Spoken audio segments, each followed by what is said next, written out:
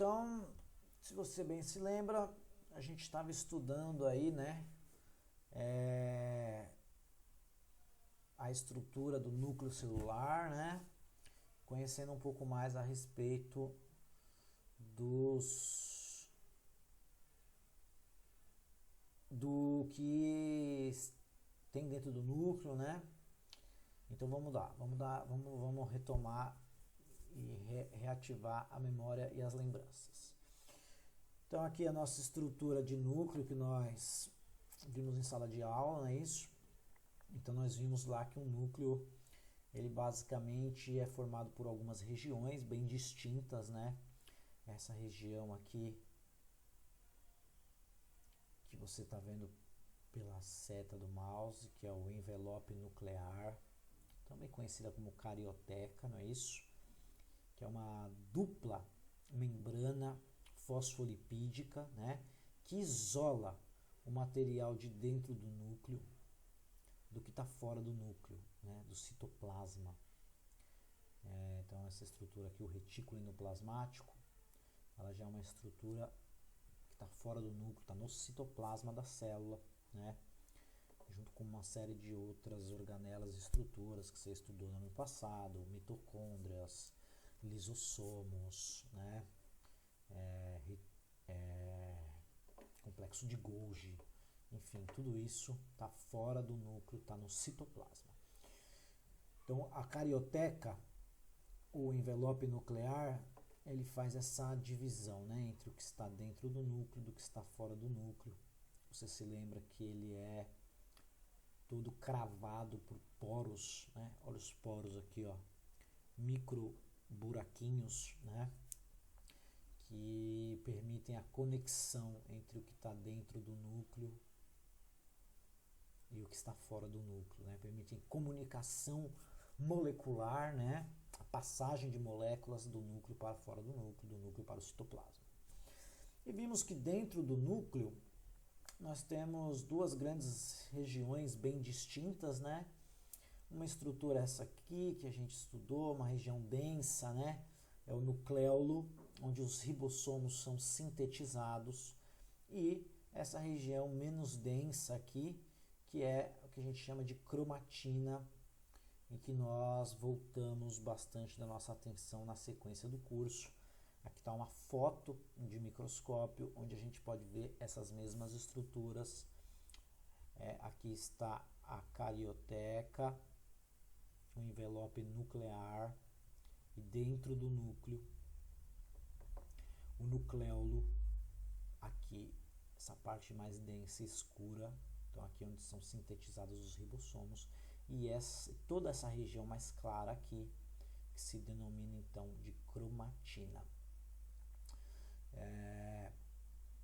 Tudo isso está mergulhado, né, dentro do líquido do núcleo, que se chama nucleoplasma.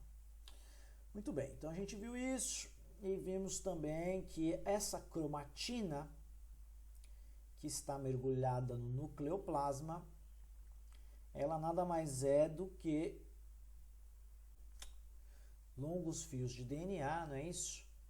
Que estão todos eles enrolados, né, por proteínas enroladoras, né? A principal proteína enroladora é essa proteína aqui, ó, chamada histona. Essa proteína com formato esférico, onde o fio de DNA se enrola. Certo? E vimos também que o DNA, ele pode estar mais ou menos enrolado, né? Mais ou menos condensado, é isso?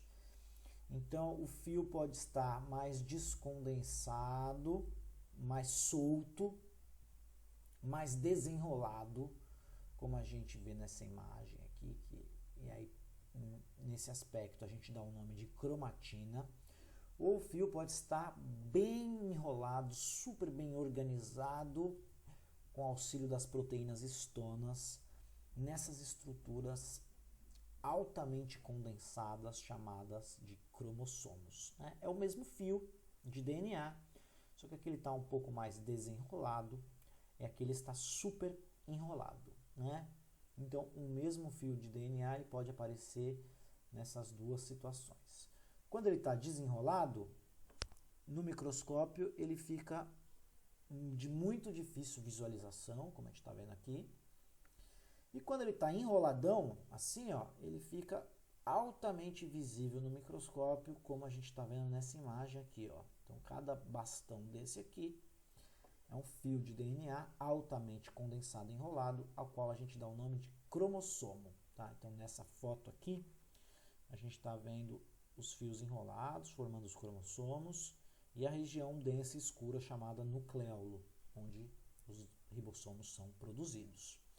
Tá? Tudo isso a gente já tinha visto, a gente viu também que os cromossomos ficam tão visíveis que é possível, né, tirar foto deles e organizar eles aos pares, né? E no caso da espécie humana, o número de cromossomos é 46, né? São 23 pares de cromossomos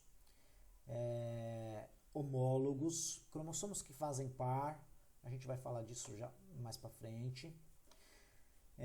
E 22 desses cromossomos se organizam aos pares quase idênticos, né? Os cromossomos 1 ao 22 são os cromossomos autossomos. E existe um 23º par, que são os cromossomos chamados de cromossomos sexuais. Se o par for XX, você sabe, a gente viu em aula, ele determina o sexo biológico feminino. Se o 23º par não for um par de XX, mas sim um par de XY, ele vai determinar o sexo masculino, certo? Então, maravilha, a gente viu também que às vezes podem haver erros na separação dos cromossomos, na hora da fecundação, né? Na hora da junção, né, do espermatozoide e do óvulo, e às vezes pode acontecer de ter cromossomos a mais, né? Esse aqui é o mais famoso deles, a gente viu em aula, quando ao invés de um par de cromossomos 21, o indivíduo nasce com um trio de cromossomos 21, é a trissomia do cromossomo 21. Nesse caso aqui, ó, pela análise dos cromossomos, nós temos uma trissomia do 21 de uma mulher, né? Então, o caso aí é uma síndrome de Down feminina.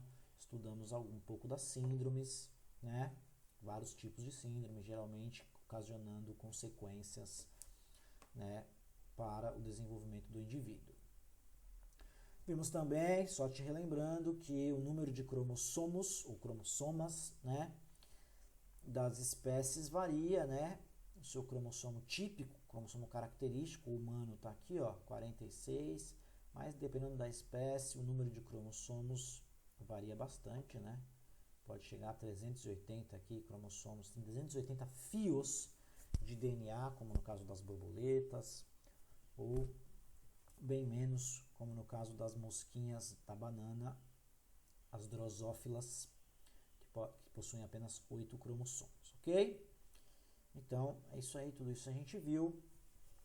A gente viu também que esses fios de cromossomo, então, são, em sua grande parte, formados pela molécula de DNA, né? O DNA e as histonas juntas, né? As histonas servindo apenas aí para o enrolamento do fio. E nós estudamos, então, relembrando, a gente já viu isso em sala, que a molécula de DNA é uma molécula que tem algumas características importantes, né?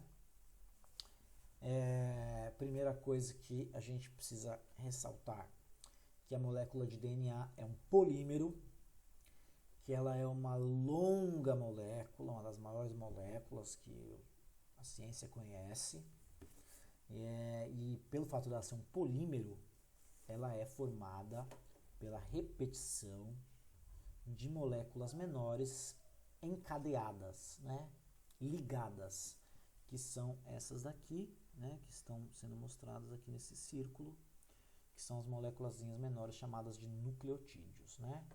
Então, um DNA ele é formado pelo encadeamento de vários nucleotídeos. Aqui tem um nucleotídeo, aqui tem outro nucleotídeo, aqui tem mais um nucleotídeo, aqui mais um nucleotídeo, aqui tem outro nucleotídeo, aqui tem outro nucleotídeo, aqui tem outro nucleotídeo.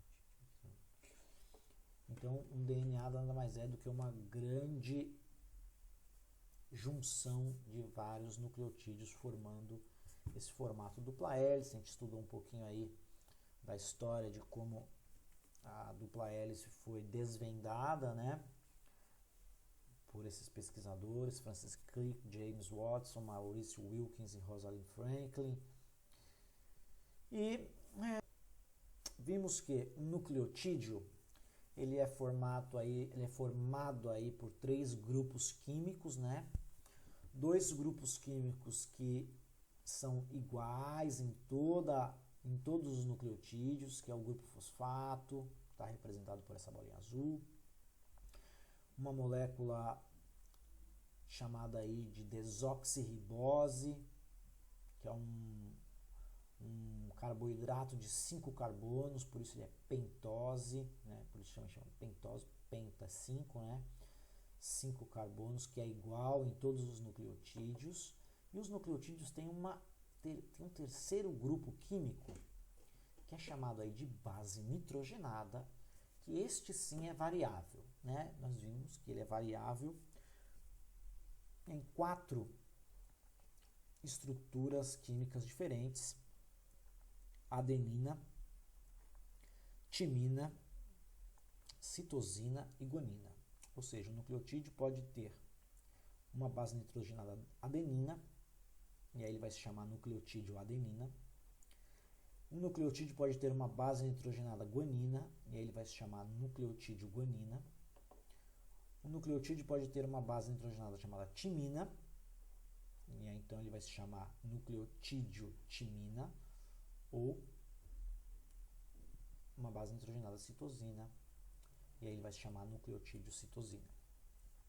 E nós vimos também que existe uma afinidade química, não é isso? Entre os grupos guanina e citosina. E uma afinidade química entre o grupo adenina e timina.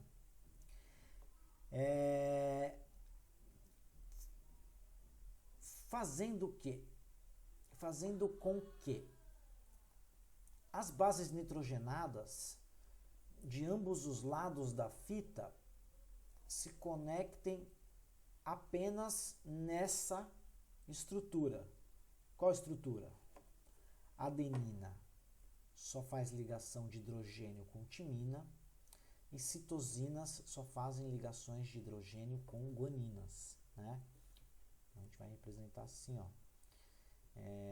Guanina só faz ligação com citosina, então tem um encaixe aqui, ó, tá? E adenina só faz ligação com timina. Isso significa que se eu conheço um dos lados da fita de DNA, eu automaticamente conheço o lado inverso da fita, o lado complementar, né? Então, se eu tenho um nucleotídeo adenina aqui, no começo dessa fita da sua esquerda, significa que do lado direito, ligado à adenina, nós vamos ter necessariamente um nucleotídeo timina, com a sua base nitrogenada, sua pentose, seu grupo fosfato. Se eu tenho de um lado uma citosina, automaticamente eu tenho uma guanina e vice-versa, tá? Então, a ligação entre os nucleotídeos nessa vertical aqui, ó, do vídeo, ela não precisa obedecer, né? Porque não estão ligando as bases nitrogenadas, né? Estão ligando o grupo fosfato de um nucleotídeo, aqui no caso o grupo fosfato do citosina, se liga com a desoxirribose da adenina. Tranquilo, né? Então, na vertical, os nucleotídeos se conectam.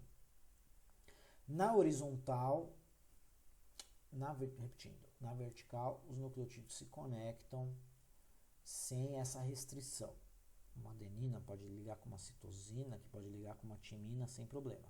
Agora, nessa ligação aqui, ó, que é a ligação entre as bases nitrogenadas, que é a ligação feita a partir das ligações de hidrogênio, não há essa facilidade. Na verdade, só há a forma adenina, timina, citosina, guanina e vice-versa, ok? Então é isso.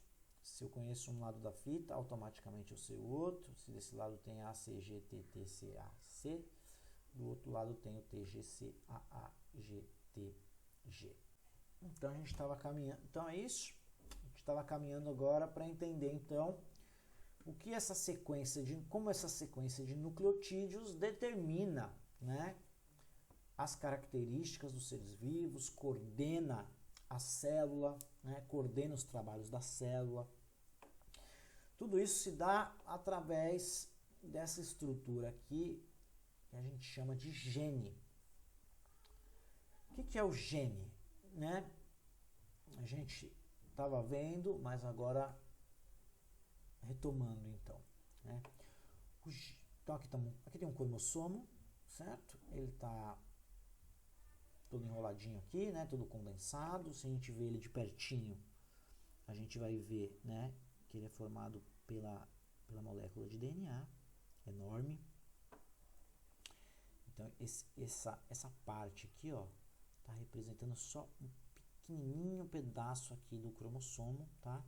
Eu poderia ir facilmente desenrolando esse cromossomo em um pedaço gigantesco de DNA, mas aqui a gente está pegando só um pedacinho dele. Nesse pedacinho de DNA aqui, ó, a gente está separando aqui esse pedaço, a gente está chamando de gene 1, e esse outro pedaço de gene 2. Então, esse pedaço que começa aqui, ó, que vai daqui até aqui, que é o gene 2, olha o que ele tem. Uma sequência de nucleotídeos, certo?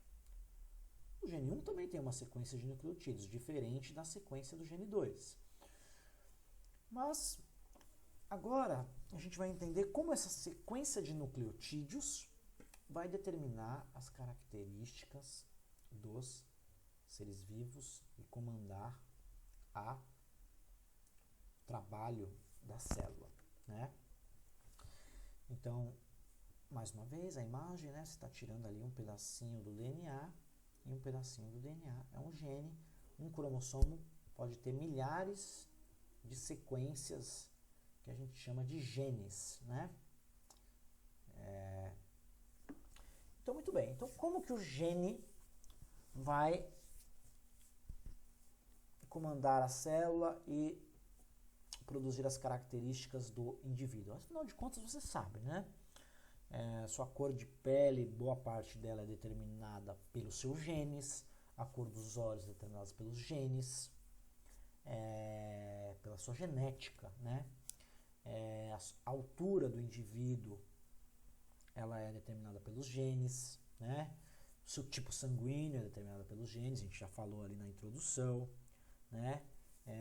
Enfim, o ser humano tem cerca de 20 mil genes nos seus 46 cromossomos, seus 23 pares de cromossomos, e são esses 20 mil genes que são responsáveis por grande parte das características físicas do indivíduo, né? Então, como que funciona esse esquema do gene e dessa sequência de nucleotídeos comandar as características? Isso é o que a gente chama, então, de síntese proteica, né? Como é que vai funcionar? O gene vai determinar, cada gene vai determinar a produção de uma proteína específica. Então, se você tem lá um gene que é responsável pelo seu tipo sanguíneo, esse gene vai determinar a produção de uma proteína que vai estar nas suas células sanguíneas, que vai dar o seu tipo sanguíneo. Você tem um gene, por exemplo, que vai produzir uma proteína que vai dar a cor da sua pele. No caso, é a proteína chamada melanina. Para a melanina ser produzida, ela precisa de um código de produção. Esse código de produção da melanina está contido no gene, está no DNA da célula. Então, como a célula constrói a proteína da cor da pele, a melanina? Está no gene a sequência de produção, manual de instrução da proteína, né?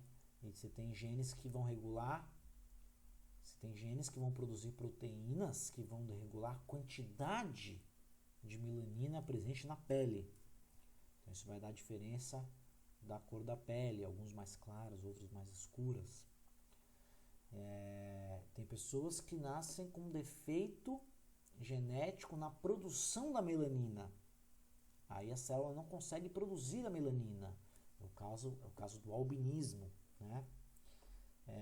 Então, para cada uma das 20.000 proteínas que você tem aí no seu corpo, nas suas células, né, realizando suas diversas funções, existe um manual de instruções para cada uma delas que está nos seus cromossomos, nessa sequência de nucleotídeos.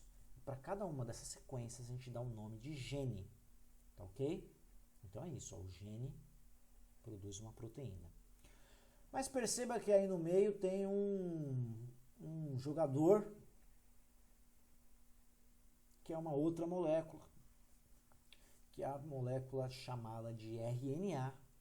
Ela atua aí fazendo a conexão entre o que está no gene, o que está no DNA, e quem produz a proteína, que são os ribossomos, que ficam fora do núcleo, né, lá no citoplasma. Então o RNA ele é uma espécie de meio de campo, ele vai atuar fazendo aí o meio de campo entre a receita e o cozinheiro, né? Então vamos conhecer agora os 3 tipos de RNA e vamos ver como que eles atuam na produção das proteínas no processo de síntese proteica, ok? Então vamos lá. O RNA ele é uma molécula também feita de nucleotídeos, tá? Só que diferente do DNA, ele não é uma molécula de dupla fita, ele é um polímero de fita simples, fita única, né? Formado aí por 4 nucleotídeos diferentes, só que em vez de timina, os nucleotídeos dos RNAs têm um outro nucleotídeo chamado uracila. Então eles vão ser formados por AUCG, não ATCG, e não possuem dupla fita. Então a gente vai ver agora na sequência aí, né, que são 3 tipos de RNAs que vão atuar no processo. Um deles é o RNA mensageiro, esse primeiro aqui, ó, é o RNA-M. Um RNA que é o transportador dos pedaços da proteína, que são os aminoácidos, que é o RNA-T, o RNA transportador.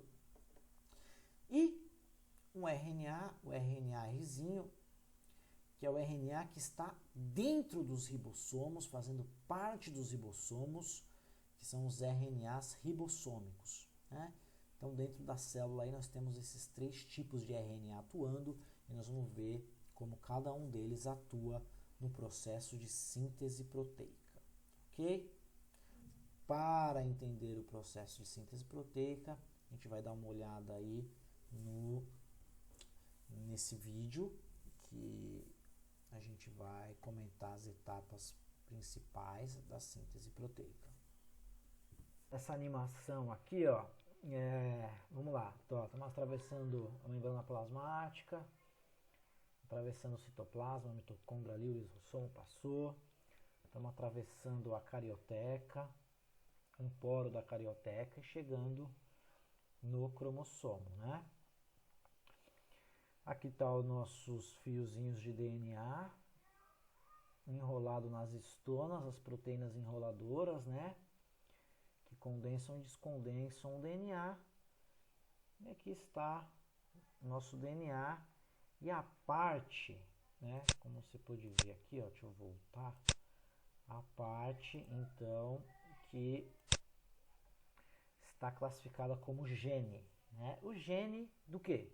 De uma proteína específica, né? Pode ser lá proteína da pele, pode ser uma proteína do sangue, proteína de cabelo, um anticorpo, né? Tá aqui, ó. Então, esse pedaço do DNA é a receita daquela proteína específica, né? No resto do DNA tem o quê? Tem outras receitas para outras proteínas, são outros genes, né? Então, em cada cromossomo desse aqui, né? São 46, né, na espécie humana. Cada cromossomo desse tem milhares de pedaços que são genes, né? E aí que vai acontecer o quê?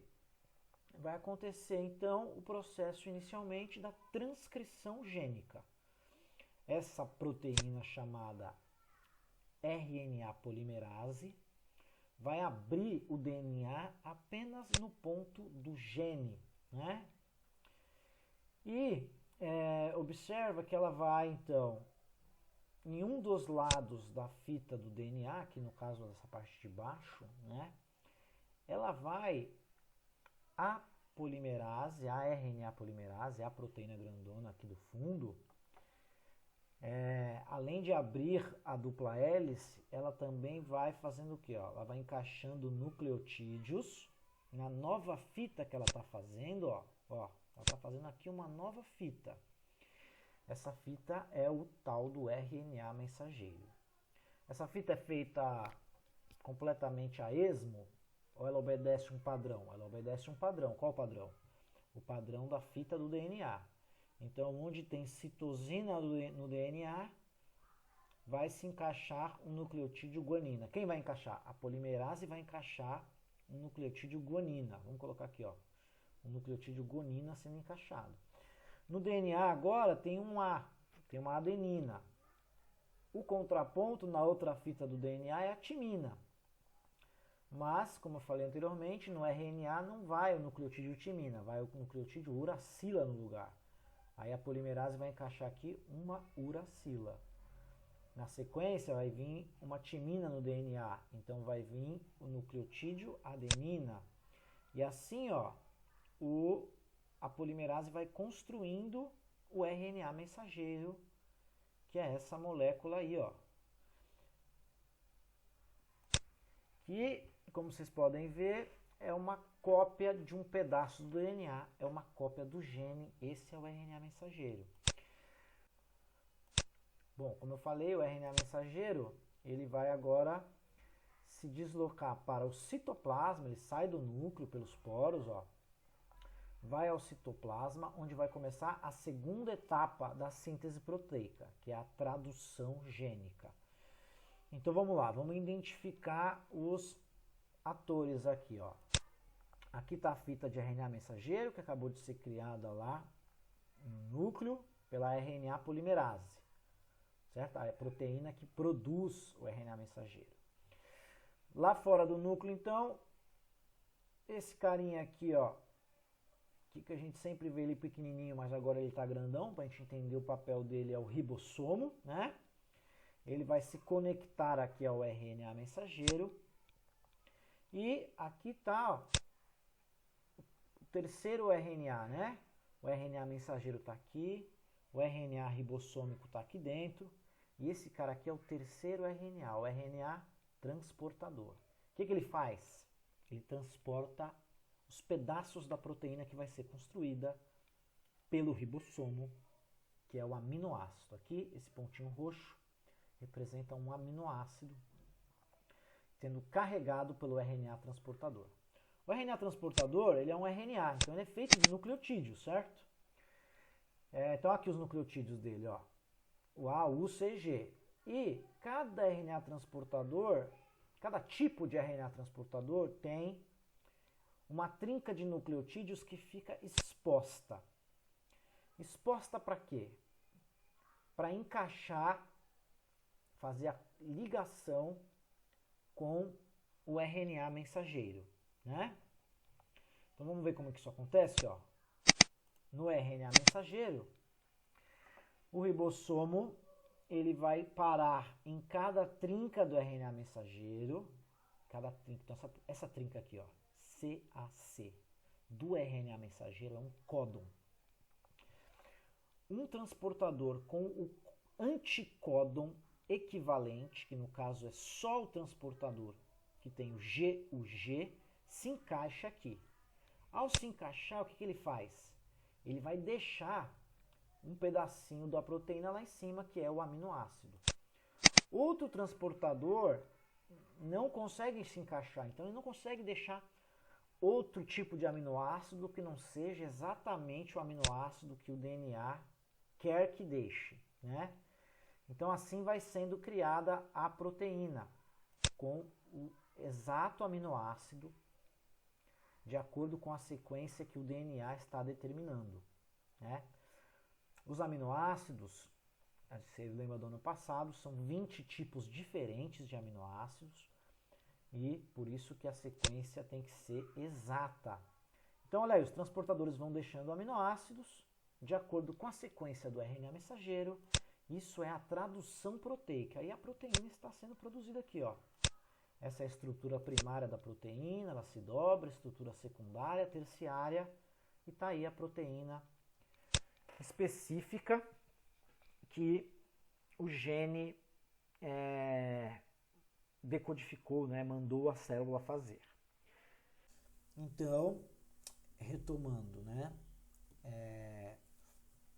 como a gente viu no vídeo agora, de acordo com a demanda da célula, né, a célula precisa produzir naquele momento um montão de proteínas do sangue, por exemplo, a hemoglobina. Vamos dizer que ali aquela célula precisa produzir hemoglobina. Então, repetindo, primeira parte. No núcleo da célula vai acontecer o processo de transcrição gênica, tá?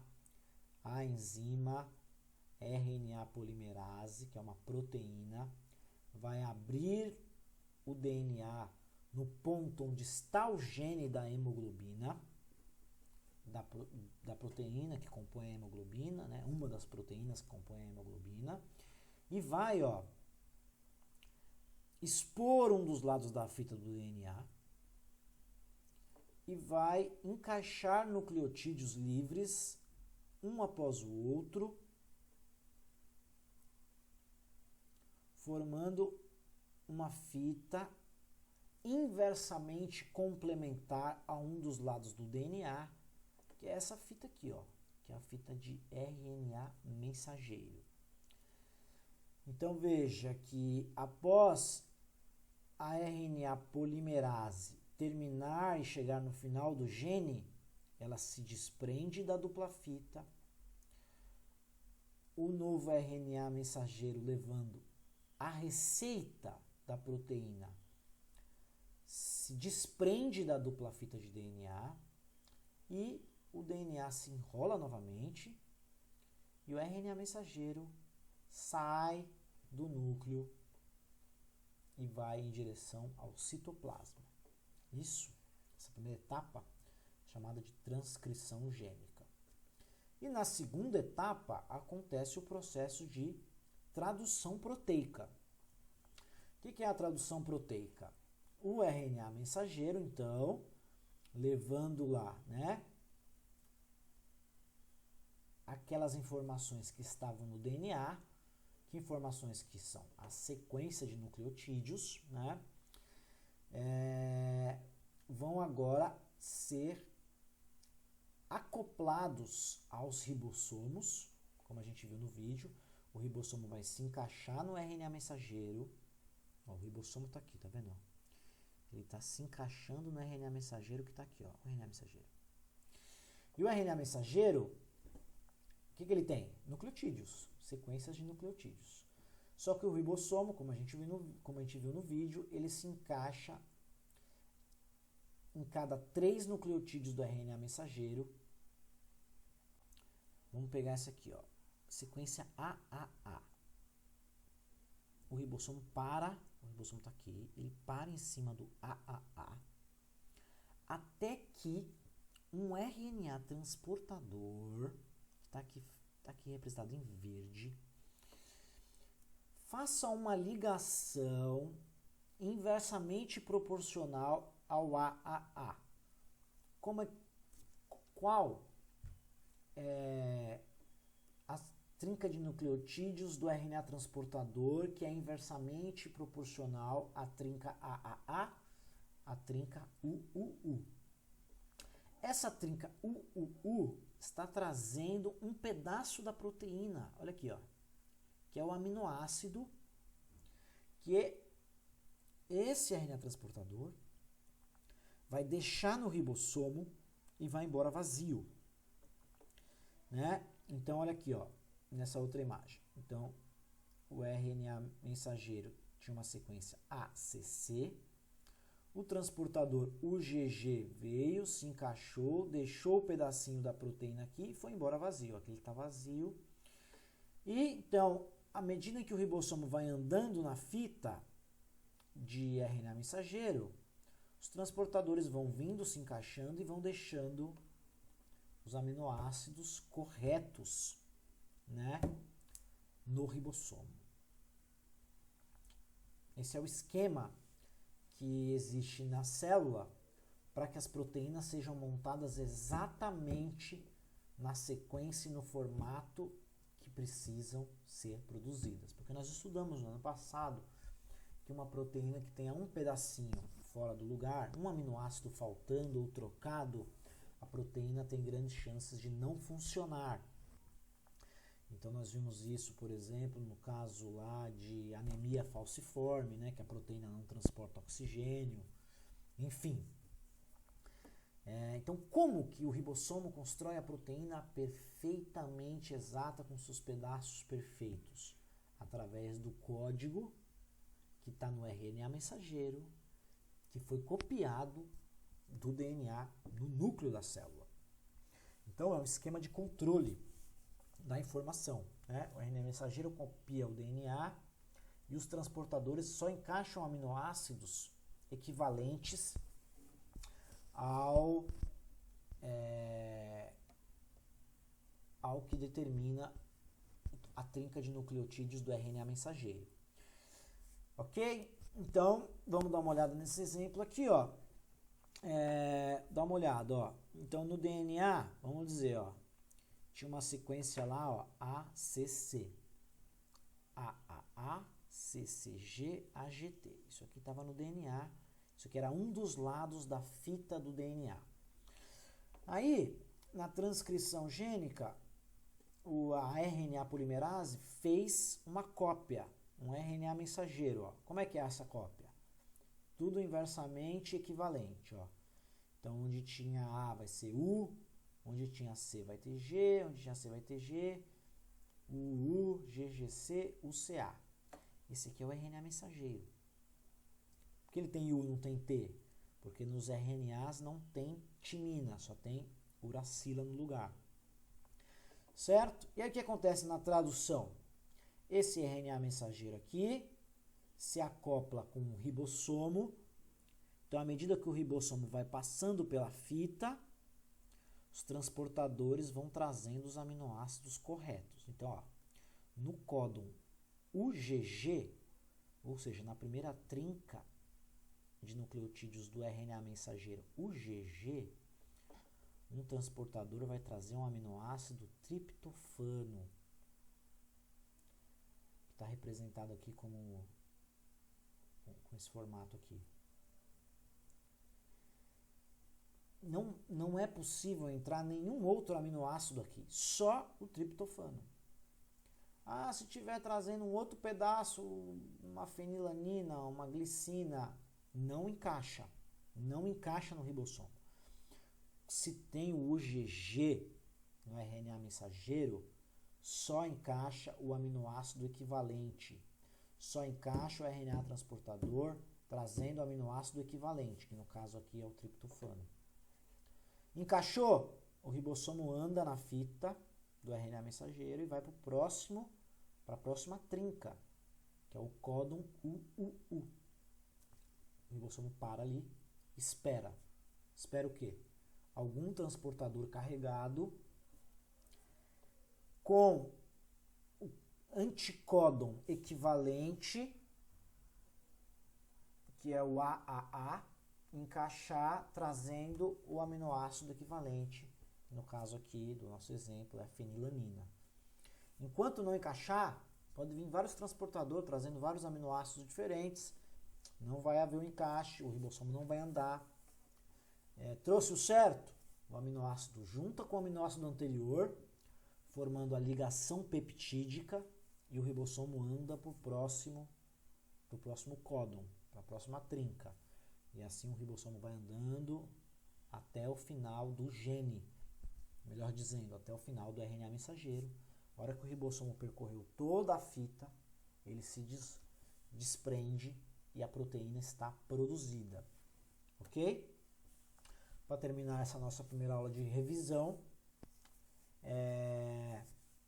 cada códon do RNA mensageiro ele equivale a um aminoácido específico dos 20 aminoácidos que compõem as proteínas, como a gente viu ano passado, né? As proteínas são compostas por 20 tipos diferentes de aminoácidos. E, como você está vendo na tabela aqui, ó, se no RNA mensageiro está uma sequência UUU ou UUC, naquele pedaço vai ser largado um aminoácido fenilanina. Se no segundo códon, segunda trinca de nucleotídeos do RNA mensageiro, é um UA, UG, CUU, CUC, CUA ou CUG, vai ser largado o aminoácido leucina. Enfim, aqui estão nessa tabela os 20 tipos de aminoácidos que compõem as proteínas. Tá? Alguns códons, como por exemplo o códon UAA, UAG e UGA, não vão indicar novos aminoácidos na fita de proteína, não, vai ser indicado para o ribossomo parar a produção da proteína. Chegou no fim, para a produção de proteína, todo mundo se separa, cada um para o seu lado, a proteína vai para um lado, a RNA mensageiro vai para o outro e o ribossomo vai para o outro. E todas as proteínas começam a sua produção pelo códon AUG, que é esse códon aqui. E por último, pessoal, os cientistas chamam esse esquema, né, de código degenerado. Não é nenhum demérito, né, é só para dizer o seguinte, só para você entender o seguinte. Por que o código é classificado como degenerado, entre aspas? Porque você tem 64 combinações de nucleotídeos em trincas, que são essas 64 aqui, ó. Tá?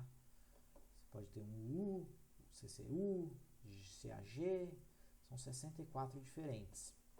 E só existem, como você sabe, 20 tipos de aminoácidos. Ou seja, você tem o mesmo aminoácido, como o aminoácido leucina aqui, ó, pode ser codificado por, nesse caso, 6 códons diferentes.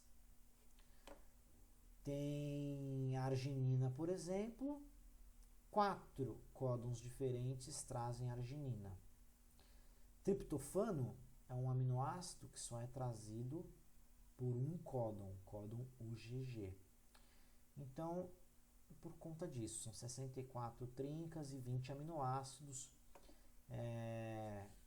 Por conta dessa diferença de número, o código é chamado de degenerado, né? Bom, essa foi a primeira aula de hoje, a primeira aula dessa retomada. Boa parte do que a gente viu aqui, a gente já tinha visto em sala de aula. Agora eu quero que você faça uma síntese de revisão dessas questões que a gente viu até o momento, né? Tentando relacionar os principais tópicos e itens que a gente viu nessa aula de hoje. Tá ok? A data para entrega está lá no Moodle. Boa sorte, estou disponível nos horários das aulas. Boa sorte para todos nós. Abraço e até a próxima aula.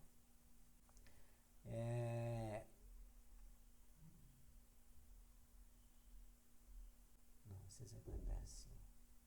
Vou pegar outros exemplos.